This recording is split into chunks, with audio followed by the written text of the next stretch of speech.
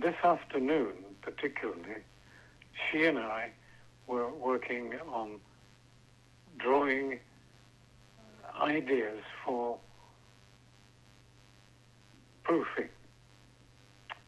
And she'd abandoned her sculpture,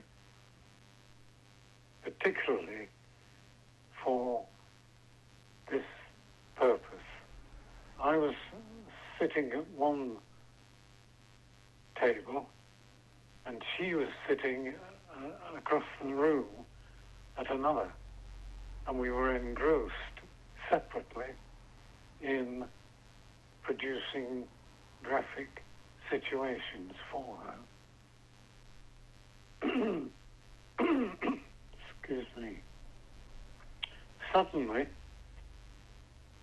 in the quietude of her studio, on which she insisted, there was an enormous explosion. And she, obviously surprised by this, said to me, "Good God, what's that?" And I thought it was the lifeboat being launched by the usual method, as they had in the village there, St Ives, of having explosions to summon the seamen who piloted the basic the lifeboat, yeah. Lifeboats and whatever apparatus they had to launch it. And I suggested that this is possibly what had happened. She said, no, it's not that. It's something outside. And she rushed outside, and as she did, Concord was disappearing in the clouds, having made an enormous explosion of sound, breaking the sound barrier. The sound barrier, yes.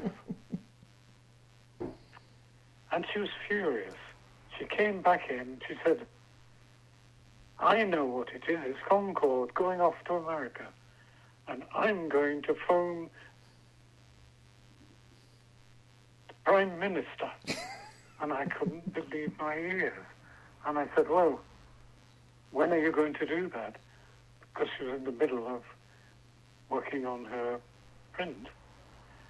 She said, "I'm going to do it immediately." And she rushed into her office, picked up the phone, and demanded to speak to the current Prime Minister.